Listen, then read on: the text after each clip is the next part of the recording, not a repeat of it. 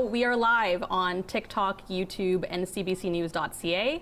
I'm Avneet Dhillon, and I'm here with our senior business reporter, Nisha Patel, and our senior Washington correspondent, Katie Simpson.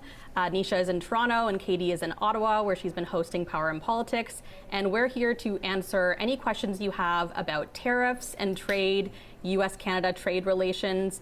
Before we get started, Nisha and Katie, I'm hoping you guys can maybe briefly introduce yourselves and your role, your experience as reporters in your respective beats. So Nisha, maybe I'll start with you. Yeah, I'm a senior business reporter here in Toronto, and so basically I cover news of the day as it affects Canadian businesses, the economy, and it's been a pretty busy, unusually busy beat since March when this talk of the trade war started. I've been out interviewing Canadian businesses about how tariffs are affecting them. I've been on the road in Windsor and around Ontario. Just really looking at the industries in Canada that are being hit hardest by this trade war and all of the ripple effects, how it's affecting the Canadian economy, Canadian jobs. And it's been a really interesting time, and it's been a really busy time for me here at the business unit. And I'm Katie Simpson. What about you? Yeah, so I'm normally based in our Washington, D.C. bureau. I'm a senior foreign correspondent based in Washington, and I really focus a lot on covering Canada-U.S. relations. I did that when I was a parliamentary reporter here for CBC News in Ottawa, and I really focused on Canada-U.S. relations then during Trump's first administration with the renegotiation of NAFTA, or CUSMA as we call it now.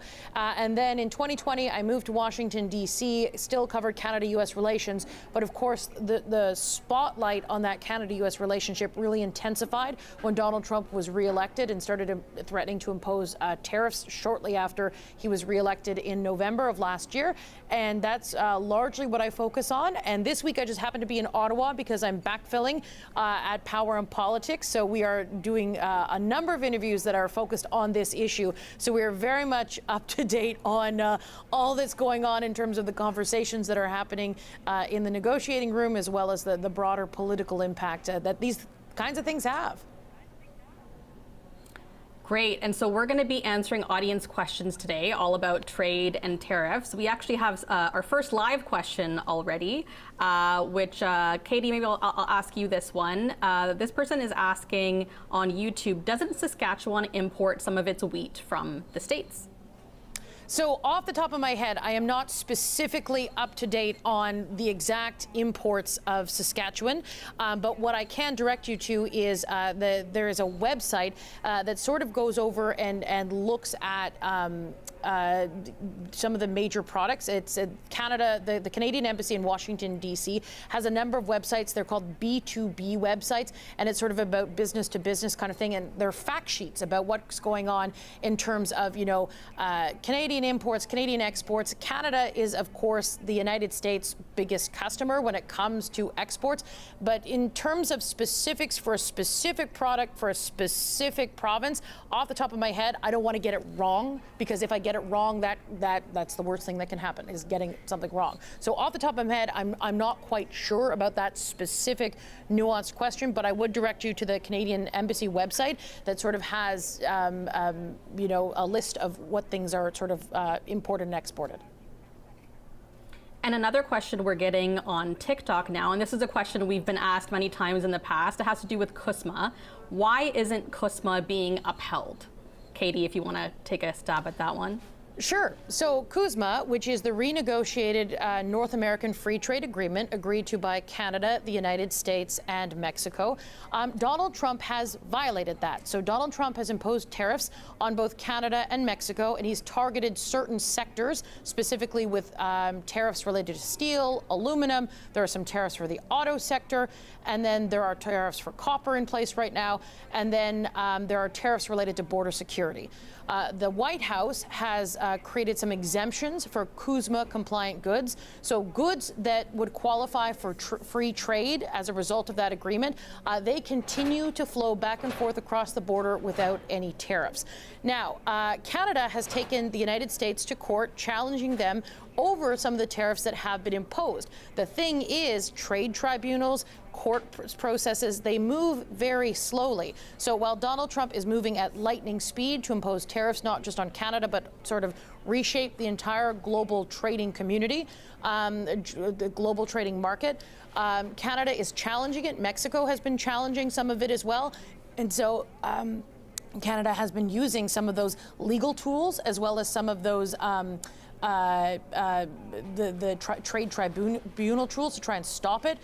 But the thing is, they move really slowly. They don't move quickly. The kind of scenario we're in right now, I don't think anyone would have necessarily predicted. Donald Trump was the one who renegotiated CUSMA, renegotiated NAFTA. This is a trade deal that his team customized, created, and sort of made to make, trading terms better for the United States. Canada and Mexico both agreed to it as well. There are aspects of the deal that are good for Canada and aspects of the deal that are good for Mexico, good enough that all three countries back in Donald Trump's first term agreed to it. But there have been violations with some of the tariffs that Donald Trump has imposed. Canada is challenging them through the different levers and tools it has, whether it's lawsuits, through trade tribunals, that kind of thing. But at the end of the day, those kinds of things move very slowly, and we are in this unprecedented situation. One thing I will say is Donald Trump, during the election campaign, said he would be tariff man, said he was going to impose tariffs. The question is, was there some thought that perhaps Canada would have some protection because it did have this free trade agreement that Donald Trump had negotiated, and it hasn't provided all of the protection Canada had hoped for, but it does provide some protection. Is Canada in a great spot right now compared to like 10 months ago? The trading situation is much harder right now, but Canada does have some advantages that other countries don't have because of that free trade agreement, if that helps answer that question. Yes, and I just want to remind our audience, if you're just tuning in on TikTok, YouTube, or cbcnews.ca or the CBC News app, you can send your questions to us in the TikTok comments, in the live chat on YouTube, or you can email your questions to ask@cbc.ca. And Nisha Patel and Katie Simpson are here to answer those questions. So Nisha, we have a business question here from Eric on YouTube. He's asking, how much of the business we do with the U.S. can be replaced by opening new trade with other countries, like removing restrictions on China? Yeah, I mean, the U.S. is our biggest customer. 70% of Canadian exports go to the U.S. And so we are seeing some of those trading lines shift as this trade war goes on. Businesses across Canada are looking at what they can do. Can they move their exports to, other countries? Europe is a big one. The big problem that we have is geography. The U.S. is close to us in proximity. It's right across the border, and we have been doing business with them for decades. The other issue that businesses have is, it's not easy to pick up and shift your supply chains and where you send your goods to. The U.S. is similar to us, not just in proximity, but also in language, in culture. And so it's been easy to do business with the U.S. for so many years. Businesses are trying to shift, and we saw that in the latest trade numbers, that while we are seeing exports with the U.S. Decline because of the trade war, exports to other parts of the world did pick up, and they were at their best levels in years. So we are starting to see some of that shift, but it takes time, and it can't happen overnight. And we're getting another live question here on TikTok from Chris Stewart. He has a question for you, Katie. He asks, Katie, what is your read on what's happening behind closed doors? Elbows up or folding? I don't think you can sort of categorize things as one or the other. Politics is always nuanced. Things are rarely black and white. What I understand from my reporting that we have broadcast here on CBC News, as well as, Power and Politics, is that the conversations are sort of at an intense point. As we have previously reported, Canada has come to it is my understanding, according to sources with direct knowledge of the situation, that Canada has come to the table a number of times with specific proposals on things that to alleviate some of Donald Trump's concerns or some of the complaints that the Trump administration has made very publicly when it comes to Canadian trade, and that they get all kinds of different answers from the Americans, from specifically Howard Lutnick. We've seen some of this happening in public. Donald Trump has officially, those tariffs related to border security and fentanyl, that is the reason the United States is justifying those tariffs. They say Canada has a problem with border security. There's too much fentanyl coming in across the northern border. And then that is the technical justification for those now 35% tariffs that, again, there are some exceptions to. But at the same time, we hear directly from the president. He makes all kinds of complaints about Canada. So he's complained about rules around dairy. He's said that he simply does not want there to be any integration in the auto sector, that those Canadian auto jobs should be in the United States. He's complained about lumber, said that he doesn't want Canadian lumber, that there's plenty of lumber in the United States. He doesn't like Canadian banking rules. All of the reasons have sort of been all over the place. And so that is what Canada is sort of dealing with behind the scenes. What we see out loud, what we hear from the president, it can be unpredictable. The goalposts can change completely. It is my understanding, and as we have been reporting on CBC News, that public rhetoric is also similar to what we're hearing behind the scenes from figures like Howard Lutnick. The thing to remember through all of this, all of the negotiations that are happening behind the scenes, at the end of the day, this is going to come down to really a decision by Donald Trump and his conversations with Mark Carney. They are the two final decision makers here. The officials behind the scenes, whether it's the Canada-U.S. Trade Minister, Dominic LeBlanc, the Ambassador, Kirsten Hillman, and then Howard Lutnick and Jamieson Greer on the American side, all of those conversations are meant to set the stage to get to a landing zone, and Donald Trump and Mark Carney are expected to sort of like sign off on that at the end. I don't know if we can categorize things as elbows up or caving. I think that conversations like this are complex and nuanced, and until there is a landing zone that both countries can agree upon, I don't know how we were going to categorize it. And we're getting another business question. Nisha, I'll send this one to you. Someone on YouTube is asking, why is it that the U.S. exempted USMCA-compliant goods in the first place? Why not just go across the board, so all industries? Yeah, I think that there is, there are people around Donald Trump telling him how devastating an across-the-board tariff would be. You know, when we were first hearing about a blanket tariff back in March and April, the economic outlook would have been quite dire. You know, we were looking at really big drop-off in exports for Canada, and so we have seen some of that been blunted by the carve-out for CUSMA-compliant goods.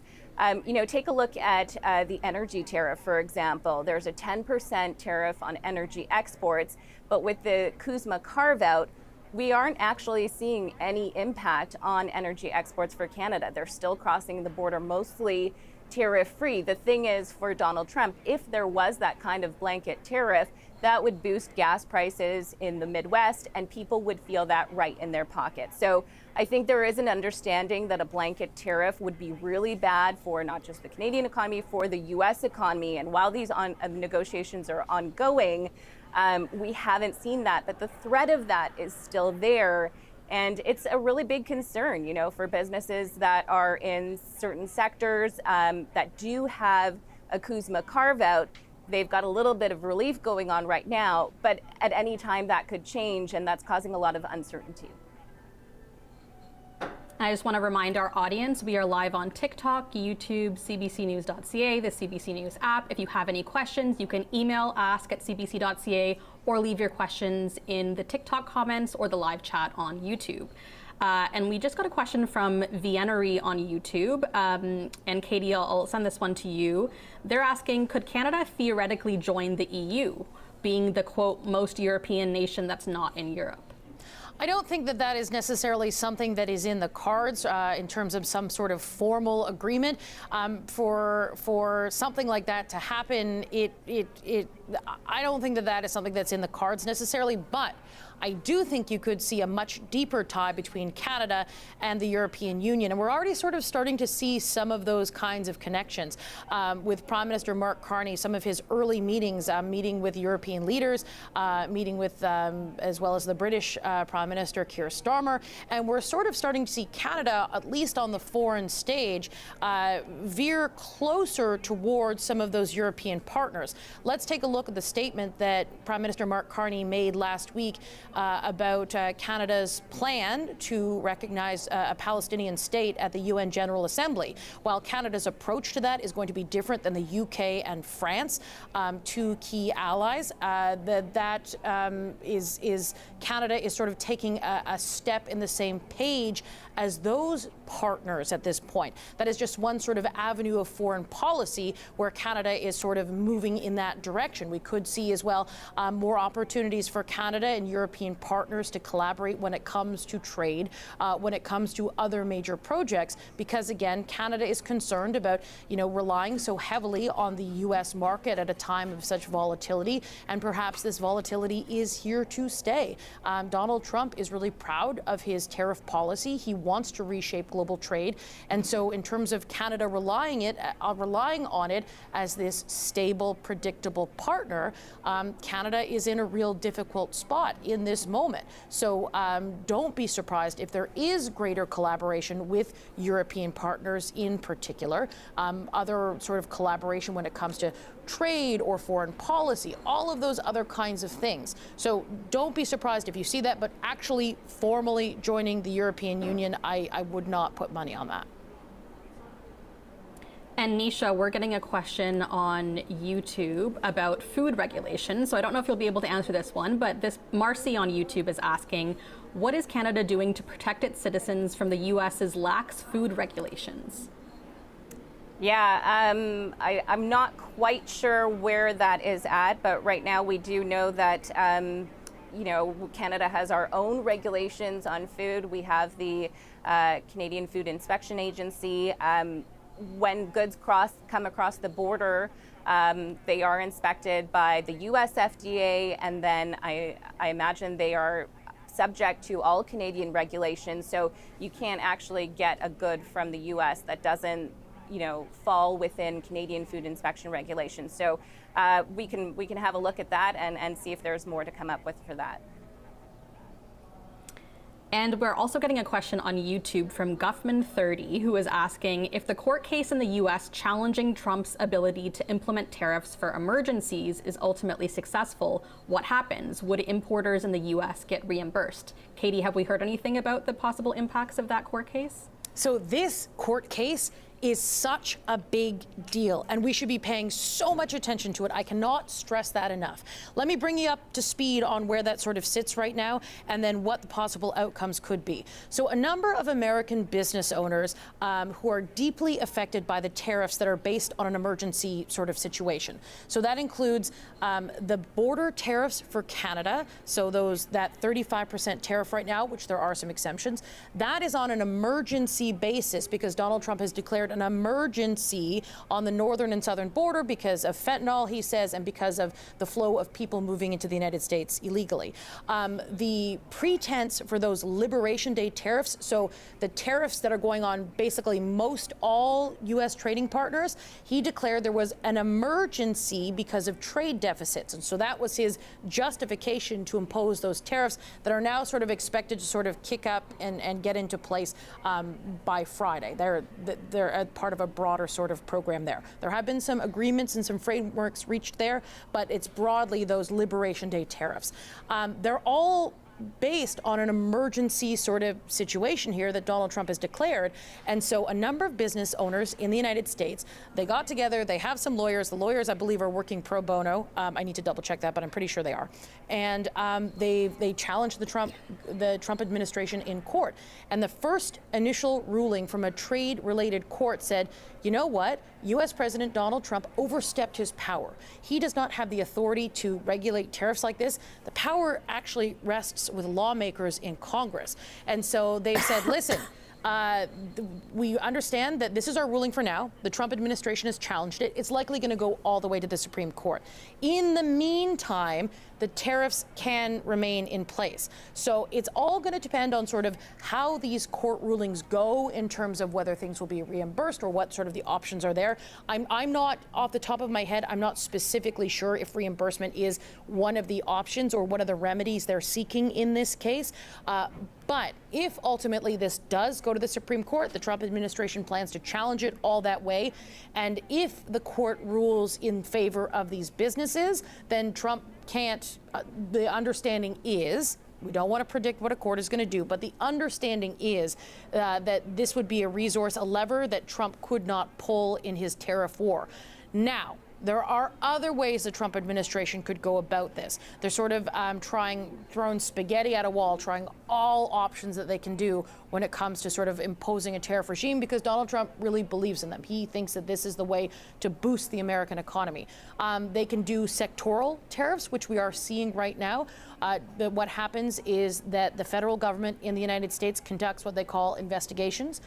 They look into a certain sector and they determine whether they think that there needs to be some advantages for those sectors, because if there is an emergency down the line, say they need to rely on steel produced in America, they want to make sure that those industries are boosted, that America can rely on those domestic industries in an emergency, and that is the justification for the tariffs. That's a more traditional route we've seen Donald Trump take in the past and what he's doing right now.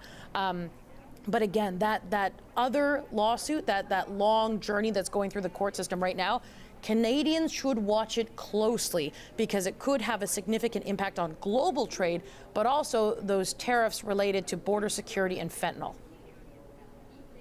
Okay, so a big case to watch there. Nisha, we're getting a question about the auto industry. Matt Pepper on YouTube is asking, is there a specific number that Canada would be comfortable with on an auto tariff? Obviously, other tariffs play a factor into automotives. Could all metals be lumped into one tariff for autos? Yeah, I think the auto industry reps that I've spoken with have basically said the ideal situation is no tariffs, to go back to where we were before the trade war started, and to allow the auto parts to flow freely back and forth. Remember, the Canadian and U.S. auto and Mexican auto industries are deeply integrated. We have products that are going back and forth across the border 4, 5, 6, 7 times, and each time would be subject to a tariff. So it has disrupted the auto industry quite significantly. We do have a carve out for CUSMA content, for U.S. content. So there's a 25% tariff on autos going from Canada to the U.S., and there's a carve out for U.S. content. The problem is, and what I've heard from the auto industry, is that the rollout has been so disorganized and so chaotic, is that a lot of the automakers aren't actually getting that carve out. And so we heard from big three automakers, the most recent quarter, they said they're taking upwards of $1 billion in tariff hits and tariff costs. It's going to cost a lot of money this year, and so what they're advocating for is no tariff. But I think really what most businesses want, just generally, is certainty that this is the rate that they're going to pay, that there won't be a random tariff hit 2 weeks from now, 3 weeks from now. And that has really been sort of the biggest challenge for businesses, because without that kind of certainty, many are holding off making investments, holding off on making business plans. And so what they really want is some kind of resolution to what the tariffs will end up being. And switching to other trading partners now, namely Mexico. Katie, I know you were just speaking with Minister Champagne. He's one of 2 ministers who traveled to Mexico. And we have a question here from Nancy123 on TikTok, who asks, didn't Canada and Mexico make a trading deal that totally excludes the U.S.? So no, they have not done that. So Mexico and Canada are, can they do that, or have they done that? Is that the question? They're asking, have they done that? No, so they have not done that. So what is going on right now is that Canada sent 2 senior ministers, the Minister of Foreign Affairs and the Minister of Finance, to Mexico. They describe it sort of as an overview visit to sort of warm up that relationship. So Canada and Mexico are both parts of the CUSMA, the Canada-U.S. Mexico Free Trade Agreement, which of course is the updated version of NAFTA, the original North American Free Trade Agreement. The point of this meeting is to sort of, warm up those relations, because there has been a lot of tension between Canada and Mexico on the trade front. Even though they are partners and members of the CUSMA agreement, when those renegotiations were happening back in Donald Trump's first term, Canadians will remember we were following those negotiations very closely. Donald Trump had said he wanted to rip up NAFTA. He didn't think it was a good deal. However, Canada and Mexico both disagreed with that. They wanted to keep the free trade agreement, and so they negotiated, trying to make sure that a North American framework trade agreement could remain in place. But during those negotiations, they became very tense at times. And in the final stretch, Mexico signed a deal with the United States first. It was part of the North American Free Trade Agreement, the updated agreement, but they signed on to terms first. And it put Canada in a real difficult spot, because there was the risk that, well, maybe the U.S. and Mexico will go off alone and leave Canada behind. And so it really sort of just put the screws to Canada in a way where we did some reporting at the time that the then minister who was leading the negotiations, Chrystia Freeland, really had some intense, unpleasant conversations with her Mexican counterparts that we heard were very intense and very much reported so at the time. When diplomats usually use diplomatic language, some of the diplomatic language was very direct and very strong. So that happened. Eventually, Canada did sign on a month later, but it was, Canada was put sort of in a difficult spot. And then fast forward to the most recent Trump election. Once Donald Trump started making threats that he was going to impose tariffs on Canada and Mexico again, we saw calls from some premiers, particularly Ontario's Doug Ford, say, hey, you know what? If Mexico is causing problems, there are some concerns the United States has with the transshipment of goods from China, goods that go from China to Mexico and then qualify as, CUSMA-compliant goods because they're in Mexico and then going up into the United States. The Americans don't like that, and Canada doesn't like that either. But there were concerns around that, and, we've seen some Canadian politicians say, hey, if Mexico's a problem, you know what? Maybe this three-way trading relationship, it's time to get rid of that. Maybe we should just focus on a bilateral deal with the United States. That's not something that the Canadian government is pursuing at this time. So this was a meeting, what we understand so far, to sort of, reacquaint the relationship, get those high-level officials talking. President Claudia Sheinbaum announced today that Prime Minister Mark Carney will head to Mexico for a visit. We knew that already. We'd reported that already, but just reaffirming that's going to be happening. And sort of an opportunity to sort of share notes and compare how Canada is dealing with the Trump administration versus how Mexico has done it. They've taken very different approaches here. There have been very different outcomes here. But at the same time, they are part of this trading trilateral agreement here. So there is no just solo deal between Canada and Mexico. This meeting was about sort of rekindling the relationship in the hopes that they can work constructively together when they try to deal with the uncertainty related to Trump. And Katie, we actually have another question sort of related to CUSMA. Nirav emailed ask@cbc.ca to ask, what do you think are the possible impacts on professionals working in the U.S. on a TN visa under the CUSMA treaty? Do we see a threat to this program? So at this point, we've not heard about anything related to that. I want to take a step back, though, when it comes to the broader immigration regime in the United States right now. The Trump administration has made some significant changes to the immigration process and what goes on in terms of who can work in the country, who can be in the country. That's not necessarily related to trade. However, we have certainly seen Donald Trump campaigned on the largest mass deportation platform, promising to carry that operation out, and we have seen some concern around the way that the immigration enforcement operations are being carried out. Some Republicans really love it. Some human rights advocates, some Democrats, they really hate it, and they think it's violating rights, and they think it's wrong, and they're challenging it in court. In terms of how things are going with the possible renegotiation of CUSMA, which we know it's going to be reviewed coming up next year, and and some of the sort of labor provisions. We haven't heard anything specifically about that. Things are sort of right now really focused on the tariff level, and that's where the main focus and the priority has been. And switching back to Mexico, Nisha, we have a question from Fresh on YouTube who's asking, if a product is being imported from Mexico, will it be subject to U.S. tariffs while traveling through the U.S.? Yeah, our understanding is those products can come into Canada without the tariffs, so they would be reimbursed at the border. But there have been a lot of questions from businesses about how those are being impacted. You know, if you're a Canadian business and you're importing something from, let's say, China and then sending it to the U.S., you would actually be hit with the Chinese tariffs. So, you know, there is a lot of that supply chain question going on, but if you are just stopping in the U.S. and then coming to Canada, the understanding is that you would be reimbursed for that tariff.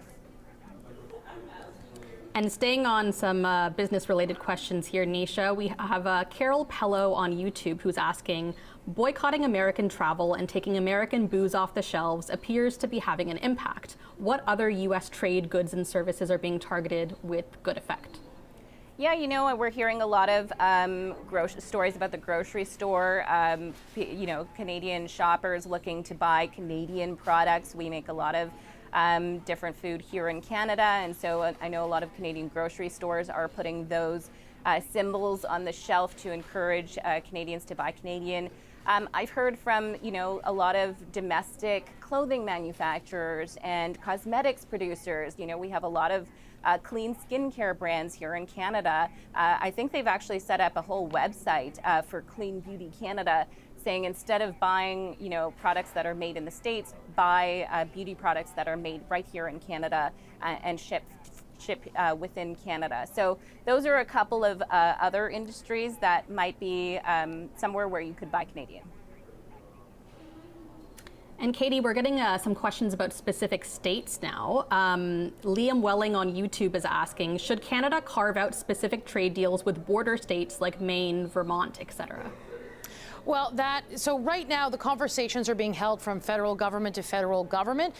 There are some partnerships. They're not formal trade agreements, but there are partnerships between sometimes provinces and states. But right now, when it comes to sort of the overall sort of trading relationship, these are being held at, you know, federal government, Washington to Ottawa levels. Whether that's an option for like sort of a patchwork effect, that's something that I think would a question that would possibly go to the federal government to see if that would be something that they'd be interested in. But right now, I think that the main focus continues to be federal government to federal government, because all of the trading regulations, and it's set by countries. It's not necessarily set by state. Individual states can have certain relationships with provinces, and we've seen cooperation on a number of fronts. But really, the tone and the rules are set by the federal government, not by state governments. And Katie, another political question. Lisa emailed us to ask, the U.S. says we are letting drugs into the U.S., but where is our response for the guns coming across to Canada? Does this not mean anything? So that has been a question that has been put to, I believe we put that to sort of Canadian officials, and it is something that I do bring up when I'm talking to American officials, when they talk about what's going on in terms of you know, they claim that there's a crisis along the northern border. The facts are that less than 1% of all fentanyl seized along the northern border, or less than 1% of fentanyl that is seized by border officials comes across the northern border. One thing that the Americans are saying in this moment to sort of counter that effort, saying, listen, it's not a problem on the northern border. The stats, your own facts show it. They say, well, apparently there's not enough enforcement because we're not catching enough of it. That's something that we heard from a trade official over this past weekend. So they're not caving on this argument, even though, you know, Canada is sort of poking holes in the theory that Canada is the same kind of security crisis that the southern border has posed to the United States. The northern border and southern border are just so starkly different when it comes to the challenges that the United States is dealing with. But again, that is an issue. And so that is, I remember I was speaking with some Republican congressmen at a conference or it might have actually been a thing up on Congress on Capitol Hill leading up to Trump's sort of first address to Congress. And we talked about that. I put it to a Republican congressman, you talk about your concern about this, but, Canada does have similar concern. And one Republican lawmaker, his name is Derek Van Orden. He's from Wisconsin, and he is a former U.S., he was a member of the military, and actually has a lot of respect for Canada and really deep knowledge of Canada because he served alongside Canadian soldiers in Afghanistan. And when he spoke to me, he was really sort of frustrated with sort of the overall tone. But he had suggested to me, if Canada's upset about the guns, if that is an issue, he didn't say that he thinks it's an issue, but he said if Canada is upset, then maybe Canada should take some similar action like the United States is. That was, again, this is a lawmaker who's serving in Congress. He does not speak for the Trump administration. He was a Republican. But that was sort of the attitude I got when I asked that question, because viewers have reached out to me and asked me about that before. And it sort of is something that, is sort of in the back of your mind when you ask sort of questions like that.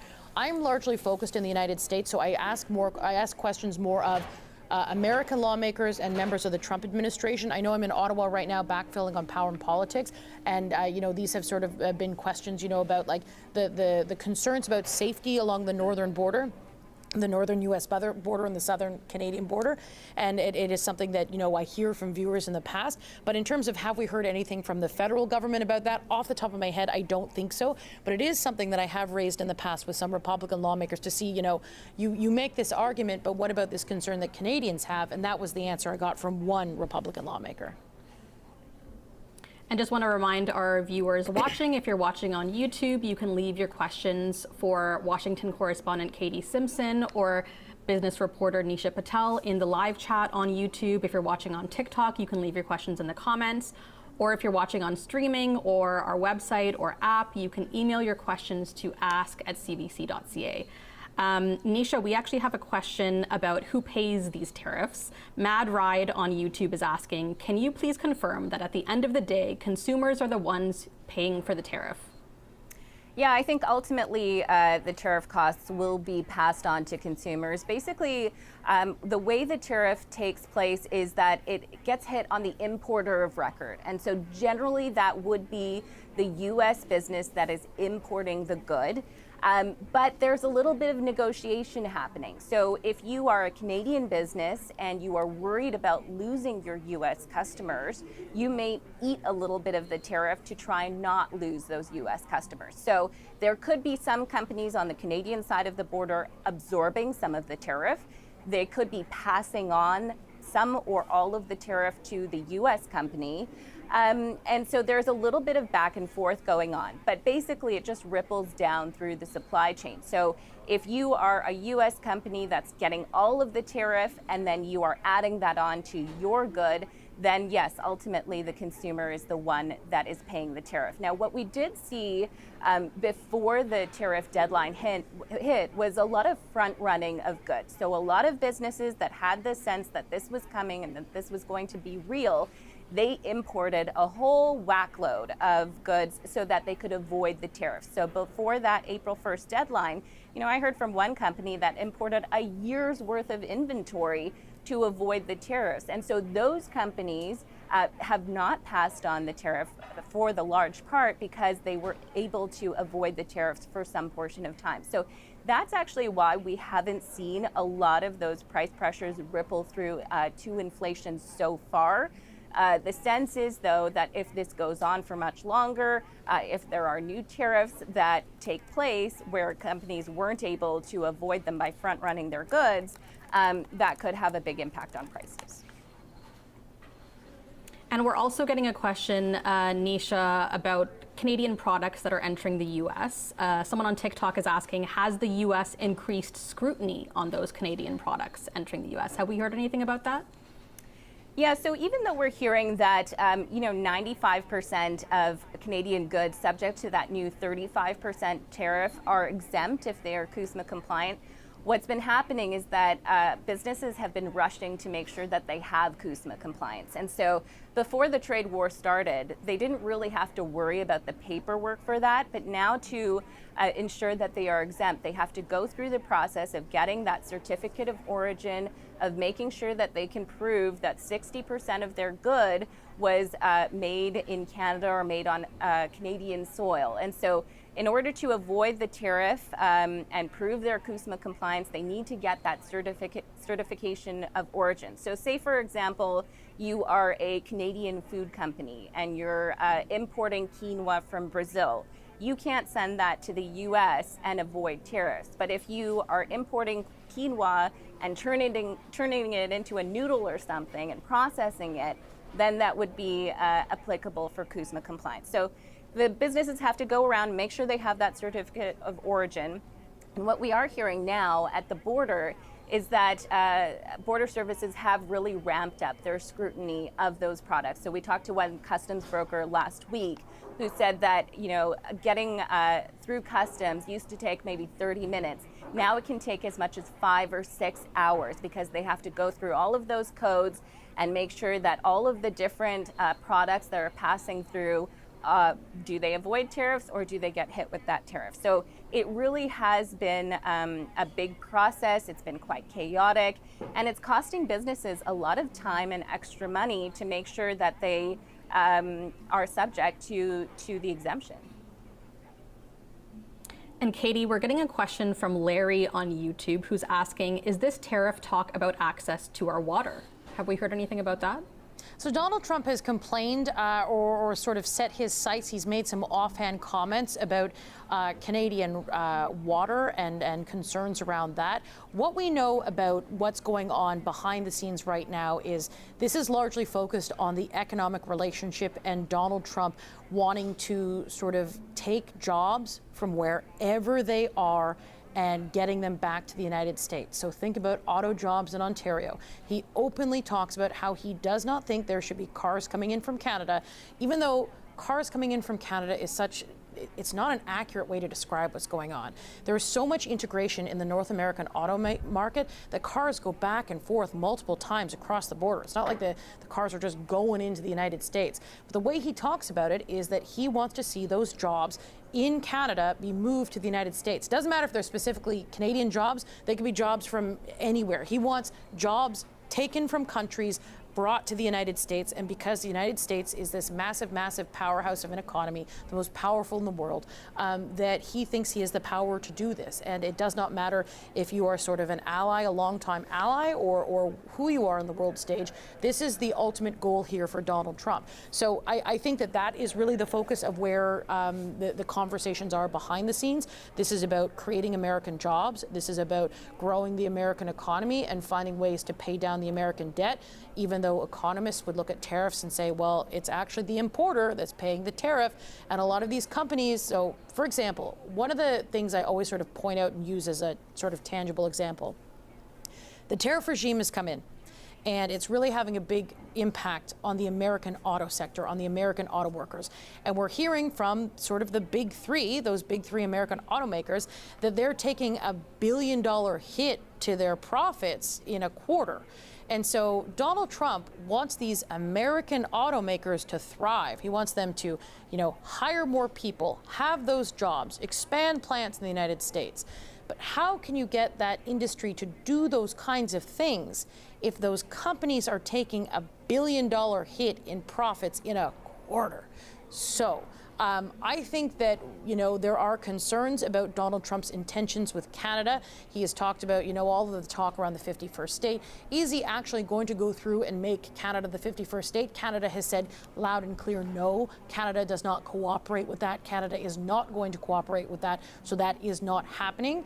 One other sort of like segue here, this has sort of led to go on a little bit of a tangent here.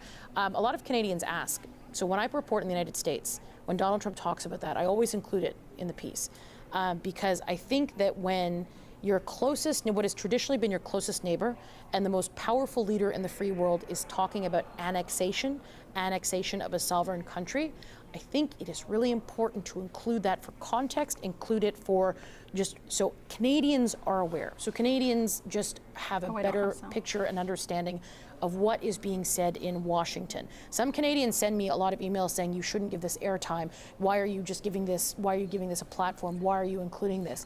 It's because Canadians need to be aware of the kind of rhetoric that is coming out of the president's mouth, and it is important. Now, does anyone in Canada think that Donald Trump is going to come in and annex things? No, because Canada has clearly said no. There's political agreement across the board. No, no, no, that's not going to happen. But is it important to highlight, to show what the conversation is happening? Does it set the tone for Canada-U.S. relations? Yes. Yes, you need to sort of include that. I always include that, and I'm usually given more time for the shows I broadcast in to make sure that those comments are included in context so Canadians understand what is being said about this country. So that is a long answer to a question about water. where I'm going on a different, completely tangent here. But I think it sort of gets to the intent of Donald Trump and sort of the conversations around that. But to sort of segue and come back to that, I think the trade talks are about economics in this moment. But again, there is a bigger, broader context that has Canadians deeply concerned here. But I think it all comes down to right now, money, jobs. And can I just jump in on something that Katie was talking about? She was mentioning how, Donald Trump has this rhetoric of he wants to move jobs to the U.S. But, I just want to give the example of when he put in steel tariffs back in 2018. So the thing that happened back then is that, yes, there were, a few thousand jobs that were created for the U.S. domestic steel industry because of the tariffs that happened back then. But the problem is what happens when those ripple throughout the rest of the industry. So downstream, companies that used steel in the U.S., because costs went up for them, those industries lost thousands of jobs in the U.S. And so there was a lot of pressure to remove those tariffs back then because ultimately the tariffs were bad for the U.S. economy. And so that ultimately did come off. Those tariffs did come off. And so it just kind of shows you that there is an impact. While there might be a small bonus for some domestic industries, it can have a really wide-ranging impact in job losses for others. And you both had mentioned the auto industry. We actually got a question about that, Nisha, from Hunter on YouTube about electric vehicles. He's asking, what about opening our market to cheaper Chinese EVs? Yeah, so Canada right now has a 100% tariff on Chinese EVs, and that was put in place following the U.S. tariff on Chinese EVs, but that was basically to protect our domestic industry. So, there was a push to protect the Canadian EV market because Chinese EVs are quite cost effective, and there's a lot of sort of nuance around that about how China is able to produce its EVs at such a low cost. One of the big makers is BYD. It's selling an EV in China for $14,000, the equivalent of. There has been some discussion about removing that tariff, but as of right now, it's really to protect the Canadian domestic industry for EVs. Can I jump in on that point as well? Yeah. Because it's a contentious point in the Canada-U.S. relations. So if Canada were to go ahead and remove that tariff, I know that Canadians right now are really, really not happy with the Trump administration. But in terms of the geopolitical consequences, if Canada went and did that and sort of closened ties on the auto sector with EVs with China, it would make the Trump administration irate. It would make that Canada-U.S. relationship. The U.S. is really pressuring Canada to sort of, deepen ties with the United States, and they're really trying to isolate China as the United States tries to renegotiate a trade agreement with China as the world's largest economy, sort of battle it out to see, who is going to, where the power is going to rest. And if Canada were to do something like that, it would be a problem in Washington. It would be a real big problem in Washington.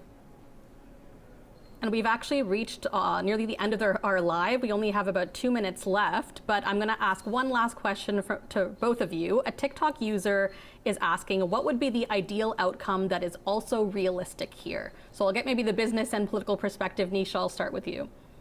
Yeah, so, all the business organizations have basically said that no deal is better than a bad deal. Ultimately, they want the removal of tariffs, but they want a good deal. And I think when the trade war started, there was maybe some thought that this would go quickly, we would get some kind of quick resolution. The longer this drags on, the more businesses are becoming accustomed to the idea that tariffs at some level, at some rate, are likely going to be permanent going forward. And the Bank of Canada is modeling scenarios based on that. And businesses are trying to make their decisions based on that. So ideally, I think some kind of resolution. We know that CUSMA is scheduled to be reviewed next year, July 2026, I believe. And so there have been some discussions about whether this just ends up being sort of a renegotiation of CUSMA, maybe a little bit early. But ultimately, what businesses want is certainty. They want certainty so that they are able to make investments, so they are able to make decisions about hiring workers and about whether they want to expand. What I've heard from a lot of businesses is that they, can't expand to the U.S., which is a huge market. It is a huge customer base. And they're having to find different opportunities to sell their goods. And so ultimately, certainty is sort of the best outcome here. On the political front side of things, I'm going to take a step back a bit right now because, much like Nisha said, there is sort of an understanding that perhaps tariffs are here for the foreseeable, medium-term future. Donald Trump has made it very clear that he thinks tariffs are something that are good for the American economy, and he stands by it. He stands by it and is going to push his way ahead, at least for now. The thing I'm looking for now is in terms of what happens after Trump? Once Trump's term is up and there's a new president in place, will the United States continue on this path? And so what is sort of the best outcome sort of is going to be, hinge on that? I think politically in the short term, the best thing that Canada can maybe hope for is, if CUSMA is reviewed and the United States respects the term of it, but, big picture, is this what America wants forever? Okay, I want to thank you, Nisha and Katie, for taking an hour out of your busy days to answer audience questions today. And thank you, everyone, for joining us on all of our platforms. We're going to wrap it up there. If you missed any part of this live, you can also rewatch it at youtube.com/CBC News. Thanks, everyone. Thanks. Thanks.